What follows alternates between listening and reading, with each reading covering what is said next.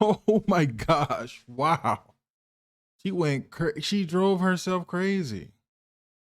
Trying to be like everybody else. Well, Kimberly has an open marriage. On this podcast, these random people that I don't know about, they My could just be ex-wife trying. learned the hard way after asking me for an open marriage. She now lives with her mother and is miserable with mental health issues. Hello, my name is Miguel, and my ex-wife's name is Lisa. I am now a 38-year-old man. This happened some years ago. I met my ex-wife when I was 34. She was 34 as well. Neither of us had children, and neither of us were sure that we even wanted children because we both were into our careers deep. Also, I'm glad we didn't have children. That would have been devastating. Getting a divorce while I had kids, not cool. So, you read the subject. I guess I'll let you know exactly how it started. So, I met my ex wife when I was 34. I was getting ready to buy my first home. I was so excited. I was to close the very next day, so I decided to go out to a restaurant. It's a Creole restaurant serving Louisiana Creole food. The restaurant claims authenticity, but I couldn't tell you how authentic it actually is. I've never been to Louisiana, but I know the food at this restaurant is really good. I still visit from time to time. So, after work, I decided to go have dinner at this restaurant. I've been a few times before, but it had been a while. I decided to sit at the bar this time. Their live music at this restaurant is amazing. The food is amazing. I'm enjoying myself talking to the bartender, letting her know that I'm closing on my home the next day. I've gotten an amazing interest rate locked in, and a little birdie whispered in my ear. Someone that's much older than me. He told me if I wanted to buy, I needed to buy now. Because if I don't, I'll probably never buy a home because interest rates are going to go through the roof and they'll never come back down. How this guy knows this, I have no idea. Maybe he heard it online, somewhere on Reddit, but he told me this, and I've been wanting to buy, but I kept holding off. He was encouraging me, telling me that. It pushed me to actually go and get a realtor, and I found a place, a beautiful home, and I'm proud to say that it's paid off today. I initially got a 30-year mortgage, but that little birdie, that guy, is very smart. He's great with his money. I'm glad I was a colleague of his. That man has made me so much money via cryptocurrency, stocks. He's absolute gold. Anyway, I'm at the bar. A beautiful woman comes. She's right next to me. She's ordering a drink and looking at the menu, and I couldn't keep myself from not talking to her. I introduced myself and we started a conversation. She was telling me about her career. I'll tell her about mine, and of course, eventually, I let her know that I was closing on my home. I was just so excited about it. She was congratulating me and she told me that she owns a condo and she had bought it 3 years ago. She started giving me all types of tips about home ownership and all things like that. She actually was renting her place out and living somewhere else. The reason I'm talking about the beginning of our relationship is because I should have gone with my morals. I was a person that would never sleep with someone the first night. And if a woman wants to sleep with me the first night, I'm going to judge her. I'm going to put her in a category of I'll just sleep with her. But most of the time, women I've met like that, I just never slept with them. I just stopped dealing with it. But we drank a bit too much and ended up calling Uber to take us to her place. She recommended we get a very big car. It was something about Uber X or something. I remember she pulled out her phone and she ordered it. It was a really big SUV. You know, the third row SUV. We got all the way in the back. It was really dark inside. This woman, she went down on me in the car. I didn't stop her. I didn't judge her. I was intoxicated at the time.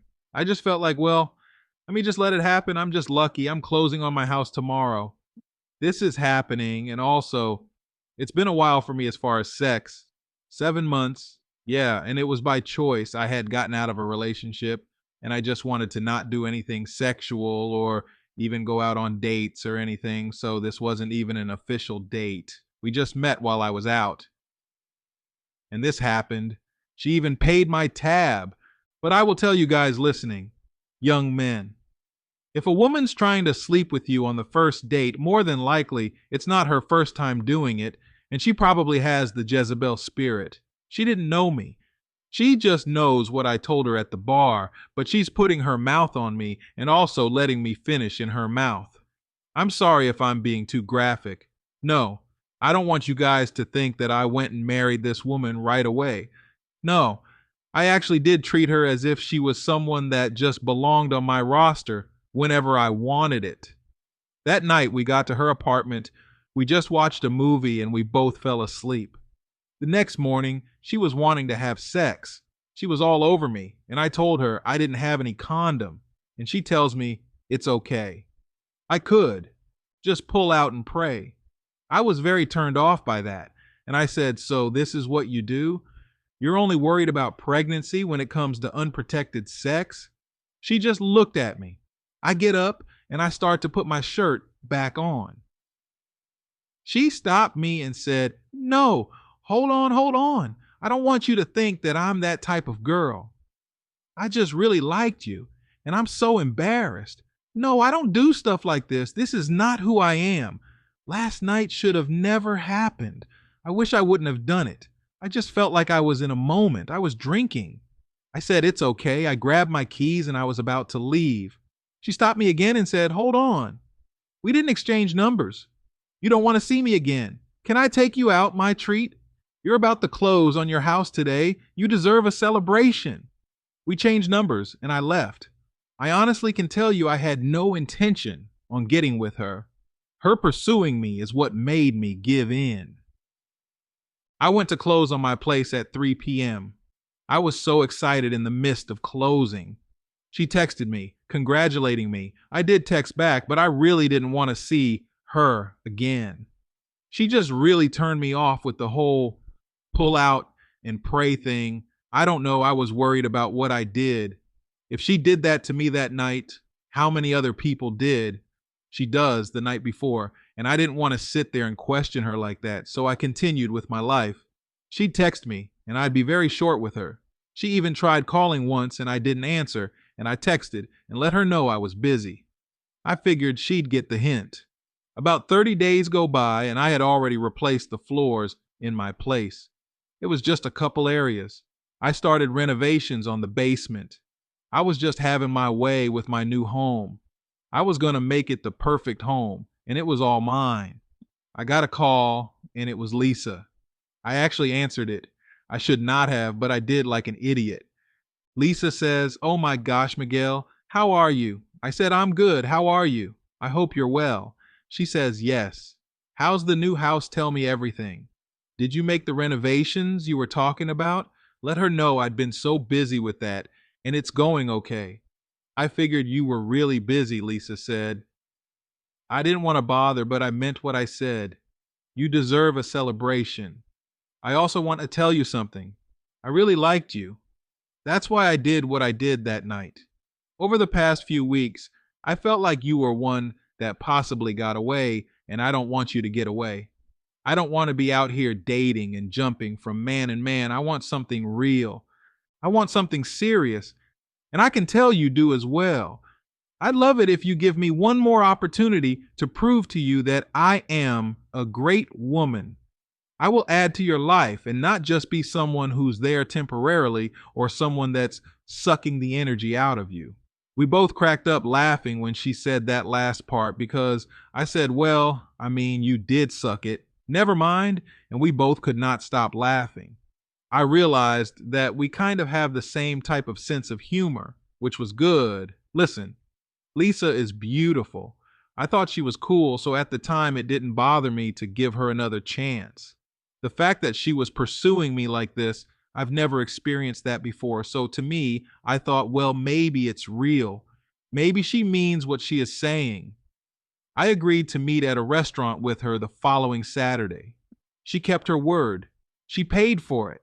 She paid for the entire night after dinner. We went and walked down on the riverscape. She paid for drinks at a lounge, and we actually went late night glow in the dark bowling. She remembers that I love bowling and suggested that we go. She knew a spot that was late night. That was fun. I had an amazing time. We did kiss, but we didn't end the night having sex or anything. I started telling her about how I'd been practicing abstinence for about 7 months by choice because I just wanted to be by myself after my breakup. I was with someone for 4 years, and after that ended so badly, I just wanted to be by myself. So I actively did not pursue having sex with anyone or even go on dates. I just saved up my money and worked my butt off. And I actually got closer with that colleague I spoke about earlier. He put me on to a lot of stuff that helped me make a lot of money. I thank him. I really do. He's retired now, but he made me promise not to tell anyone else his secrets at the job because they're all bozos and they don't deserve it. I didn't keep that word. This one other person I tried helping out, and he's actively doing a lot of the things that I was taught. So Lisa and I ended up going on dates once a week, and we did not have sex. About 2 months of dating every single week. Lisa tells me that she really likes me and she'd love to be exclusive with me. I told her that she's honestly the only person I've been seeing and hanging out with. She told me that's the same with her. She has no interest in anyone else. It's like she can't see anyone else. So ironic because once we get married, I guess that's when she wanted others. We then agreed that we were going to be exclusive and monogamous. We went another 3 weeks before we actually had sex. There was a lot of making out. After we first had sex, she told me that she's been wanting to do that, but she didn't want to push it. She wanted me to push it. I wanted to wait until I was ready to do so. And when we did it, that's when I was ready. It was amazing. She started coming over to my place often, and I would go to her place often, and we'd stay the night at each other's places. We hit it off very well. Exactly 1 year from when I initially met her at the bar, I proposed to her. Lisa cried her eyes out and told me she knows that I'm the one for her. She knows I'm her husband, and she's so glad and thankful that she's met me. Both of our families were excited. We had both met each other's families already, and everybody was happy for us. We went on to get married. Family was included. Friends were included. We had a nice honeymoon. We drove down to Gatlinburg, Tennessee. It was nice. Our first road trip, actually. We had never taken a road trip together, and it was amazing. Once we got back to Grand Rapids, we started doing some moving. Lisa moved into my place, and it wasn't on some, well, I'm moving into your place, and you can already pay your bills, so you're going to pay the bills. No, not at all. We split everything down the middle. That's one thing I could say about Lisa. She was willing to pay her fair share. She told me I'm not moving in anywhere with someone and making them pay everything. We actually watched this podcast live where the women were complaining about men not taking care of them. The host and the panel were all black, and most of the crowd was black. Lisa and I were the only other race there from what I saw. I didn't see no other white person or Hispanic in attendance. There was a lot of good discussion, and it was kind of fun. I enjoyed myself. Lisa knew about this podcast because they'd talk about it at her work, some of the colleagues she worked with. But anyway, Lisa put that in my ear early, that she's not that type of woman that just wants somebody to take care of her. She has a job, and if she's going to have a family, her money is for the family as well. I agree with that. I'm not looking to take care of a grown woman, especially today. Times are different. I think before, when there was the whole man taking care of the wife and the family, I think women had to stay in the house because it just made sense for the man to go out and work the hard, tough job. That's tough for a woman to do. She took care of the home and the children. It just made sense. But once women started working more and there were different types of jobs for women to go to, I think if you're going to still get married, both partners should contribute to the family.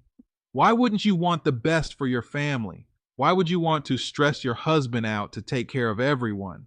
That's a selfish woman. Another thing I should have done was dive a little deeper into these podcasts that she was listening to because This is where she got the idea of an open marriage. Also, her colleague pushed it as well. So things are going smooth. We were living together, we were married, both had careers, we traveled. We actually traveled often throughout the year. Well, she comes home one day telling me about this podcast, how they were talking about open marriage and how beneficial polygamy was. Some women were claiming that it's good, and some men actually were saying how they're in a polygamous relationship. It works out well for everyone. I'm asking her, why are you asking me that? You're trying to scare me? You want an open marriage? She laughs and just looked at me, just like that. She comes home one day telling me about this podcast, and she is suggesting an open marriage. Now, at this time, Lisa was in the middle of selling her condo. She wanted to get rid of it. The HOA fees were getting ridiculous, and the HOA company was kind of being hard on people renting out their units, claiming that not only should the owners do background checks, but they should allow the HOA to do background checks as well, which of course included a fee of $300. It was ridiculous, so she was trying to sell, which she did. After she stared and smiled at me for a while, I look at her and I say, "You want an open marriage?" She replies, "Not necessarily." Oh my gosh, that came out wrong. No, I was just listening to a lot of the stories on the podcast and then talking with the girls at work, and one girl at my job actually has an open marriage. Isn't that funny? You remember Kimberly? I'm just staring at her, listening to her gibberish. She's all over the place, and I'm saying, I don't care about Kimberly. We're not comparing our marriage to anyone else. I don't do the open relationship, open marriage thing. Lisa says, I know, I'm sorry, I just wanted to talk about it. I feel so stupid. Oh my gosh, forget I even said it. Hey, my realtor found another buyer and they're offering more. Can you come down with me? Yeah, when Lisa was telling me the next day she needed to go see the realtor in his office. I said, of course I'll go. I don't know how I let this part slide, man. I let her just get away with it. She clearly was considering that we get into an open marriage, and here I am, letting her get away with it. I can admit I was an idiot. I should have been done. So, we ended up getting things going with her selling her condo, but I honestly just couldn't get this off of my mind. But I never brought it back up to her. She brought it back up again. Later on my 36th birthday, we were having an amazing time, a house party at my house, and everybody was pretty intoxicated. Lisa invited her coworkers over, and when the party started to die down a bit, we decided to play a game. One of my ex-wife's coworkers decided we should all play truth or dare. So, of course, Lisa and I were there, 3 of my ex-wife's colleagues, 2 women, 1 guy, one of my colleagues, and other guy that he brought along that I didn't know. Every time my ex-wife's colleague would dare someone to do something, it was sexual. One of these women were the women that was in a polygamy relationship. Kimberly got to my ex-wife Lisa and asked her, Lisa, I double dare you to ask your husband what we've been talking about right now. I said, oh my gosh. Lisa looked at me and smiled, took another shot and said, can we swap partners? You and I and Kimberly and her husband. I said, absolutely not. What's gotten into you? Now you want to swing. Lisa says, well, it starts off that way, but we can see if we like it, and then maybe we can consider opening up our marriage. We can explore others. You know, I don't want us to get bored and tired of each other. I love you, and I want you to be happy. I said, wait, hold on. So this is all for me. You want to have an open marriage to keep me happy? I promise you I don't need multiple women. You know this about me. I was so embarrassed. My colleague was there listening to this. I told everyone to leave the party. It's over. Please get your stuff and go grab some food on the way out, please. But please get out. Everybody respected me and started to leave very quickly. Only one person grabbed food to go. Lisa was just sitting on the couch, quiet. I sat down in front of her on the other couch and I said, you have lost your mind. I don't want an open marriage. I don't know why you thought that I would want something like this. If this is who you are, this is not the person I married. I don't want to remain married to someone who wants to sleep with other people. Lisa started crying, saying that I've always judged her from the very beginning. I've always looked at her like she was some promiscuous woman. I said so. If you felt that way, why did you come running back to me claiming that you were a different person and I shouldn't believe that about you? If you knew I was thinking that about you after you did what you did, why would you come running back saying that you weren't? You lied to me. I told Lisa that we're done. We're getting a divorce. I'm not marrying a woman that wants to sleep with other men or other women. I don't know what you had in mind, but I'm not with it. Lisa lost her freaking marbles. When I mentioned divorce, she started going crazy saying I will off myself.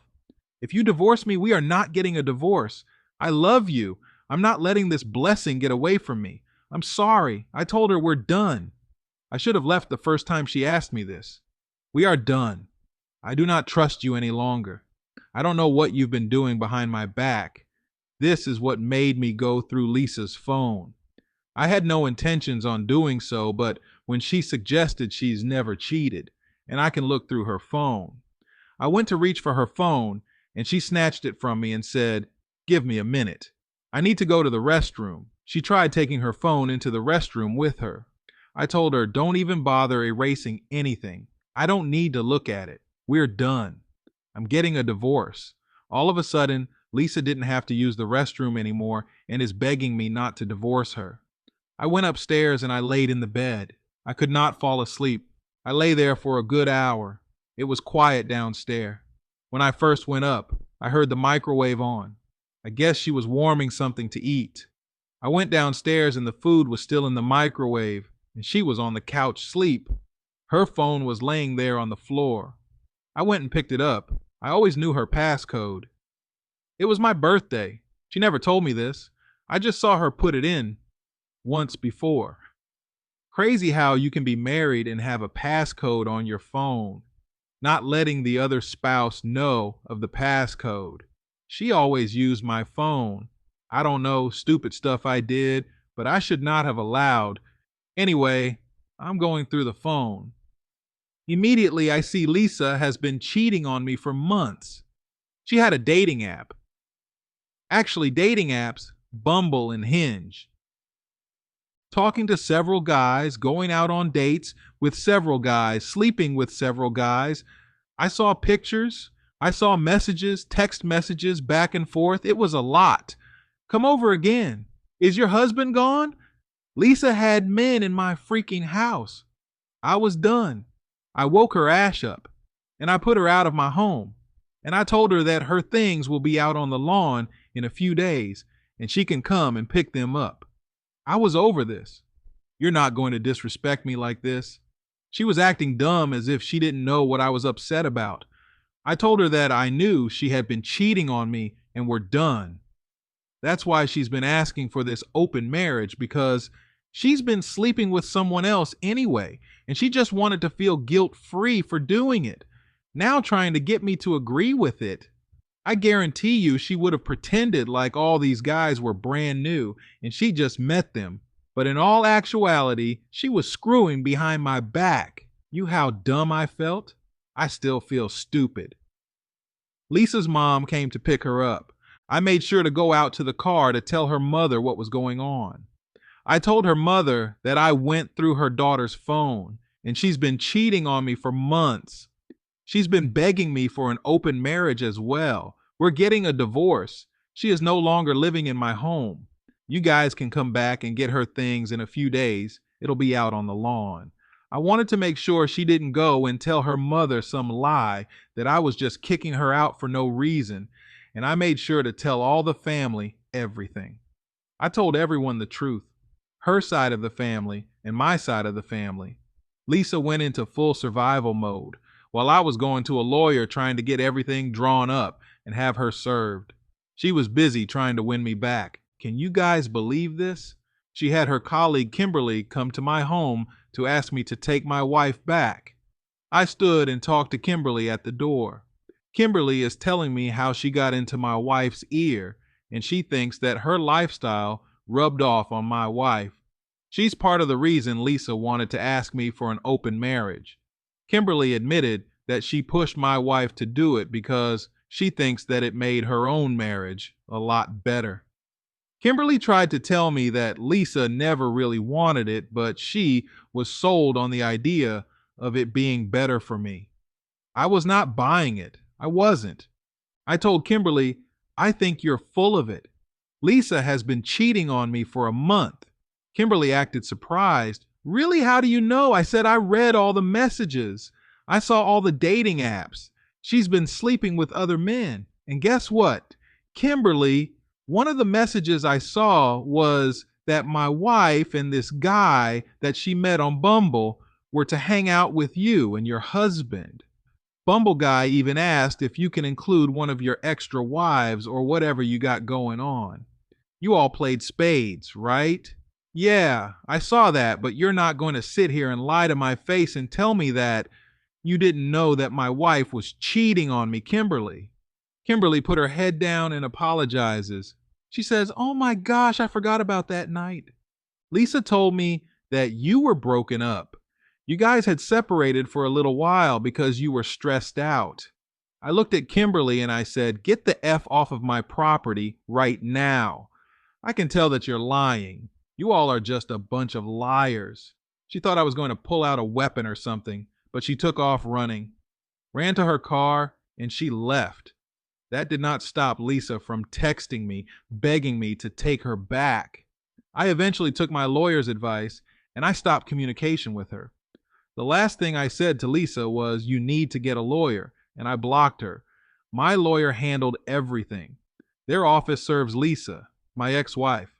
She did not show up at the first divorce hearing. It was only supposed to be one hearing in a small room, but we had to do another one because when they got in contact with her while we were there, she claimed that she had no idea that it was that day, and if we could reschedule. Her lawyer was even in attendance, so clearly she was lying. Her lawyer was expecting her to be there, but she didn't show. It was all rescheduled, and we went through the divorce hearing, and Lisa was just crying her eyes out. I love my husband. I'll never cheat on him. I don't know what he's talking about. He made it all up. Judge, can you make us go to counseling? The judge was asking me if I was okay with counseling and maybe possibly reconciling with my wife. I asked my lawyer if I could show the judge the evidence that I had. Judge made us take a break with our lawyers to discuss possible reconciliation and therapy. My lawyer told me it wasn't necessary. After speaking with my lawyer privately, I came back and I just told the judge, sir, I know that she was cheating on me. I actually have proof of it. I'm not sure if you actually saw it in the documents, but it's part of the documents that my lawyer provided, and I do not feel comfortable reconciling with my ex-wife. My lawyer tapped me and told me to stop talking, and then pretty much it was just judge and the lawyers talking back and forth speaking for us. It took 3.5 months for the divorce to get finalized. Lisa was devastated. She lost her job. She stopped going to work. She said she couldn't handle it. According to one of her family members that I still speak with, she was too distraught, apparently diagnosed with manic depression. She put herself through that's not my fault. I don't feel bad for her. I just moved on with my life. I've moved up in my company. I love what I do for work. I work on house projects at home. I started a YouTube where I do home improvement. It's doing pretty well. Nice little side money. I invest into crypto, stock, and I'm just living my life. I will never, ever, ever, ever, ever, ever get married again. I hope you all can enjoy my email. Thanks a lot, Mr. Epic. Take care. Oh my gosh. Wow. She drove herself crazy. Trying to be like everybody else. Well, Kimberly has an open marriage. On this podcast, these random people that I don't know about, they could just be trying to entertain us and be lying anyway, but they said their open marriage is perfect. Ma'am, really? You ruined what you said was a great thing. You said this man was a blessing. OP, you did the right thing by leaving her, man. And like you said, yeah, you did make some mistakes. You should have left her earlier on. You should have never dealt with her. And when someone shows you who they are the first time, believe them. And I'm not knocking you down because I've been through that. I've gotten serious with someone who showed me exactly who they were the first 30 days we were together. Before that, she put on this front. Church going woman. She's just this great woman, you know. I believed it. And then it was exactly 30 days. I remember it was a month. And she showed me who she was. I caught her. And I decided to stay. I made that mistake before. It's stupid. This girl showed you who she was, and it wasn't the same type of incident, but you said you had morals, and girls that did stuff like that on the first day, you knew they were no good. And you went against that. You know, we all make mistakes. Sometimes we have to bump our heads to realize, like, okay, I'll never do that again. You know, and hopefully you never will. You said at the end, you'll never, ever, ever, ever, ever get married. I'm like, okay, all right. Guys, let me know what you think about this in the comments. If you want to send in the story, send it to truestorynation@gmail.com. Here, I'll put it on the screen. That's truestorynation@gmail.com. I'm going to catch you guys at the next one.